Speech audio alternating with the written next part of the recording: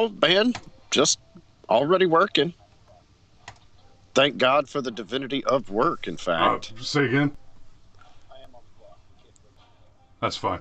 I don't think I've got much in me this morning anyway.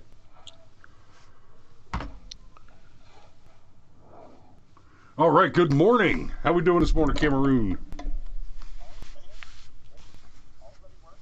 All right. And for those of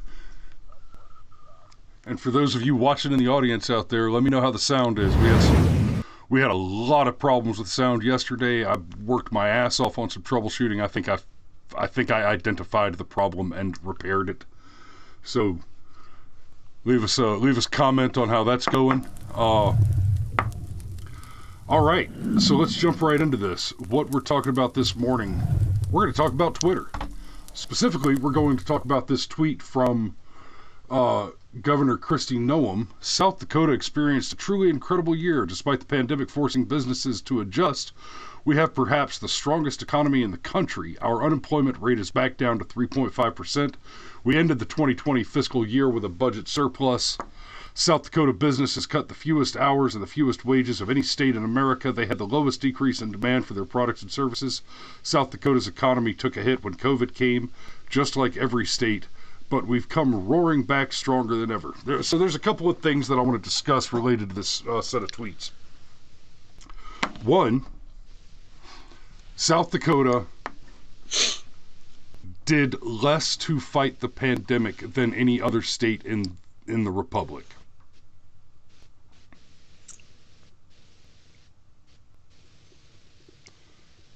Now, to some people, that sounds insane, right?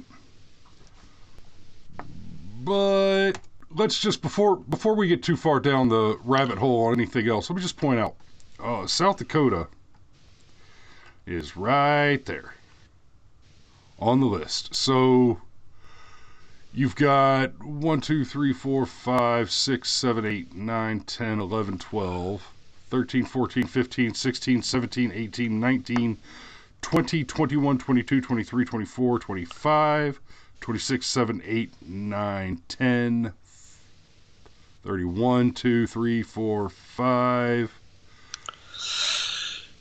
35 states worse than South Dakota. Right? So they're not even the middle of the road. They did better than a third of the country in total deaths. But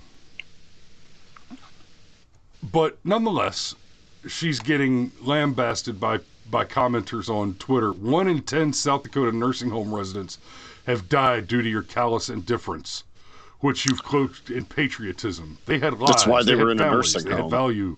Jobs can be replaced. People can't. Okay, look here, Dougie boy.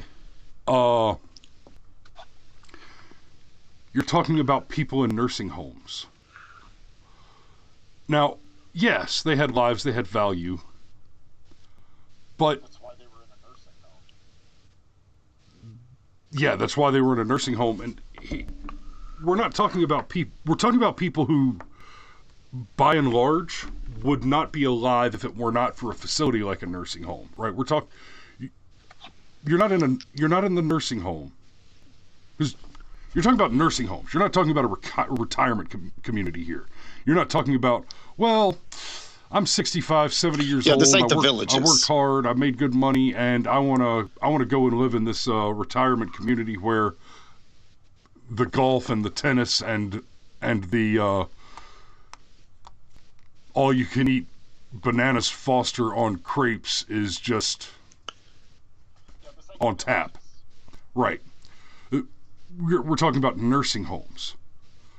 People die in nursing homes.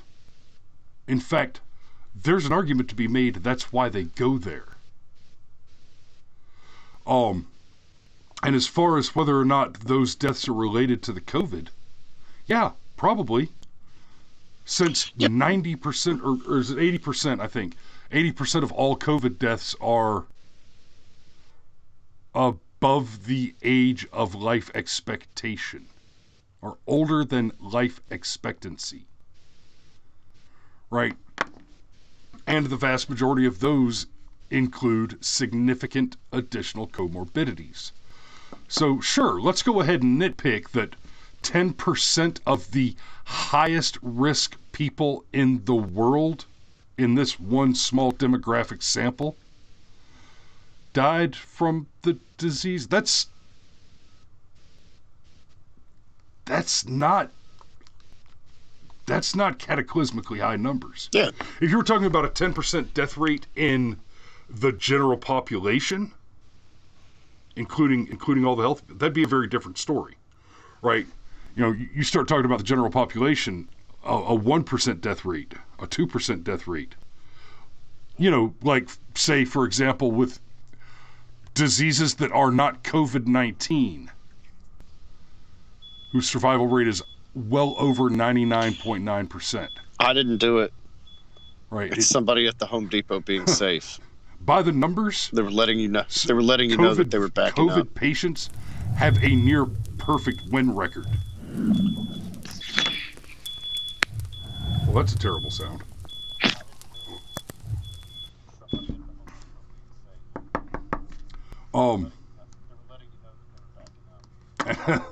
And I saw another one down here. That I wanted to touch real quick. I guess you don't care about the 5,561 South Dakotans who have died so far this year of COVID.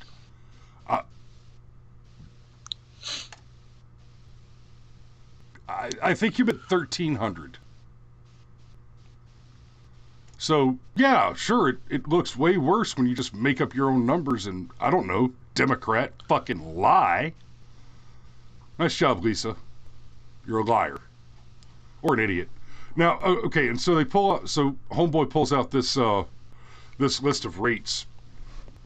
And it says that South Dakota has the highest death rate in the country.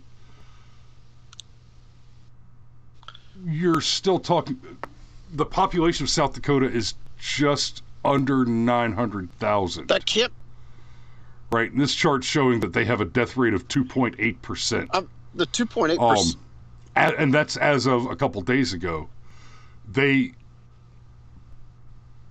mean, for one, I want to know where he got this chart from. Because let's be clear, the only reason New York has as low a death rate as it does, by comparison, New York's down in here somewhere. There, it's New Jersey.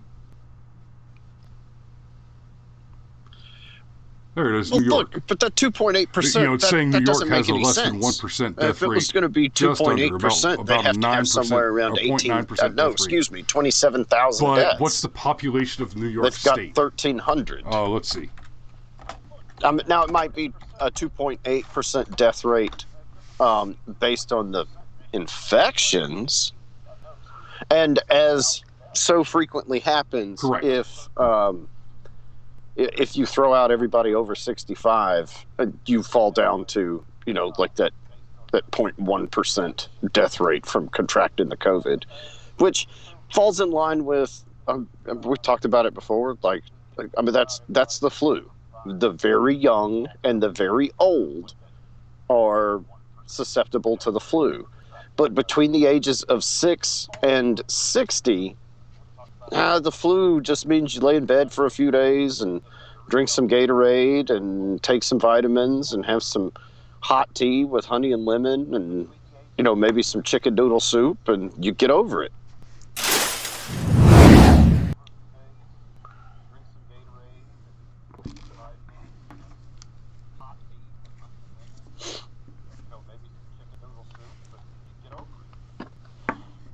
Yeah, our buddy Cade was on the clusterfuck Sunday evening, and he's just getting over the COVID, and I've talked to several people who have had the COVID. A handful of them. Lindsay's in the chat. Say a little something about how it hit you. Some of the people I've talked to have said it was the worst experience in their lives. They were sick as a dog. They couldn't taste anything. They had the body aches all over like you have with the flu. And I've talked to several other people who I mean, not suspected they had it, were tested positive for COVID. Hey, buddy. And it I just have kind people of messaging me telling me that okay, our audio is all I'm fine. I fucked up drank some again. hot soup and wrapped up in blankets, took care of myself, and everything worked out in the end. Yeah.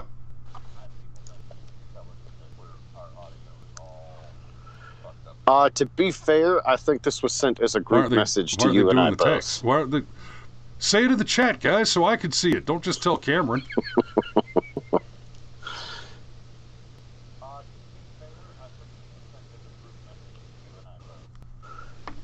Oh.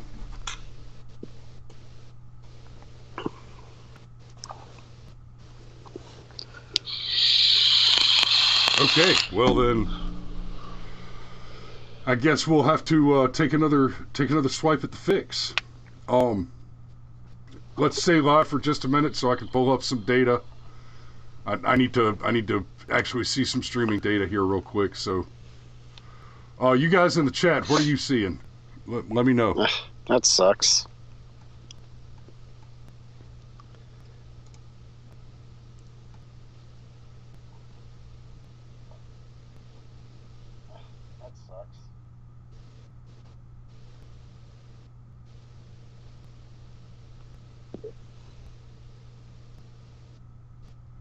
Okay, so they're saying the audio is like a kung fu movie, or lagging. All right, I'll go check it out. And I've got my data pulled up. Okay, guys, we're gonna call it then, and I'll go do the tech support thing and the troubleshooting.